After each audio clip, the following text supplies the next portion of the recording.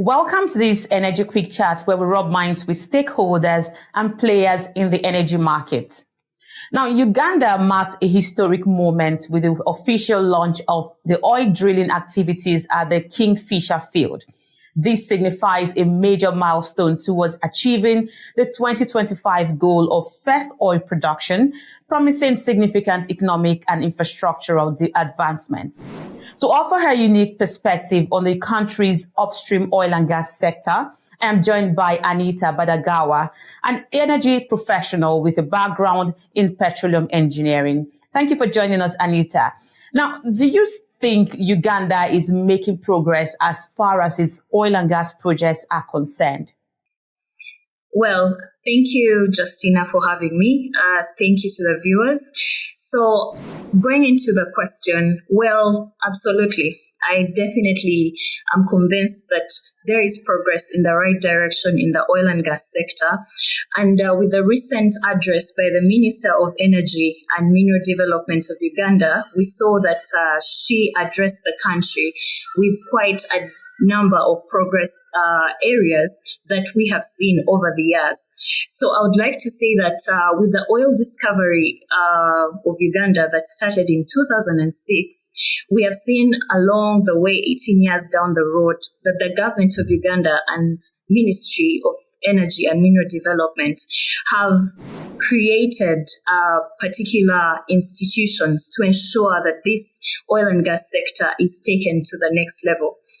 The first institution, Petroleum Authority of Uganda, for instance, which regulates and ensures that there is compliance in the oil and gas sector, was created. We also saw the creation of the Uganda National Oil Company that represents the government and its people on the commercial aspects, the commercial interest of the country regarding the oil and gas sector. So that notwithstanding, we have also seen that along the years, we have seen that there is production licenses that have been issued to international oil companies. For instance, Total Energies that is handling the Tilenga project. We have also seen CNOOC that is handling the Kingfisher project. So recently as well, we have seen that Oranto Energy and Aramco have been given these production licenses to also take on the mantle. That notwithstanding still, that we have also seen that the midstream sector of the oil and gas sector has seen the EACOP, which is East African Crude Oil Pipeline, take a notch higher with the government of Tanzania and the government of Uganda taking up a joint venture to ensure that there is commencement of construction of the East African pipeline that starts from the Albertine Graben and will be ending in the Tanga region in Tanzania. That is over 1,400 kilometers of crude oil pipeline.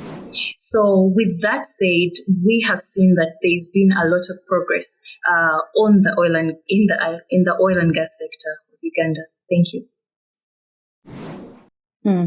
Now, given the projected timeline for the Tilinga production to come online in 2025, what key milestones would you like to see in the coming months?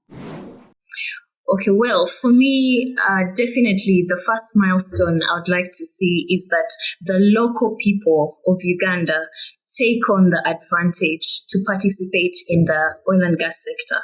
And that is through registration on the National Oil and Gas Talent Register that was created by the Petroleum Authority of Uganda, which takes on different entities and individuals in the oil and gas sector who would like to participate. The second would be to the national side of it, which is the government of Uganda. We will be passing the national budget in June 2024. So I'd like to see that a greater portion of investment or of the budget goes into the oil and gas sector to ensure that there's more infrastructure development in the Albertine Graben to ensure connectivity of different roads, connectivity of the different facilities in the area, and of course, the construction of the second international airport, which will be called the Kabalega Airport. The third would be to the international oil companies. Generally, we have seen that there's been great progress, of course, on the side of the engineering, procurement, construction, and commissioning of different projects. But we would like to see that construction of rigs is completed to ensure that there is fast oil production in 2025. Now, when we speak about regional cooperation, what manner of cooperation would you like to see for the East Africa crude oil pipeline and the broader oil and gas sector in your region? Well, we have seen the East African community grow from just 3 countries to more than 5 recently. So that shows that there's been joining of hands of the different governments to ensure that its people can trade, to ensure that there is economic and social development in the region. So one of the regional cooperations that I would like to see is first to ensure that there's political stability in the region, because without that, then we cannot ensure good governance and proper management of the oil and gas resource in the region. The second would be training and capacity building of its people to ensure that they partake of the local national cake for the region regarding the oil and gas sector. That is through putting in place training centers that are internationally certified and up to the standard to serve in the oil and gas sector.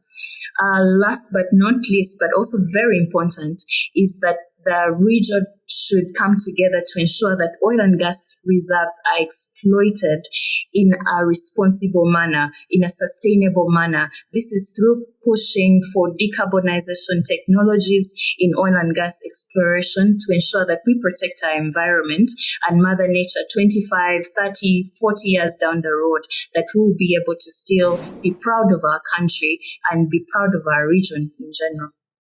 Thank you. I heard that exploitation, local content development, and political stability. Thank you very much for your insights. Energy professional, Anita Badagawa, who is also a petroleum engineer. Thank you so much speaking to us about the progress of oil and gas sector in Uganda. And that's our quick chat on Energy Frontiers. Thank you everyone for watching. Make sure to comment, like, and subscribe to watch more videos like this, and follow Frontier Africa Reports across all our social media handles.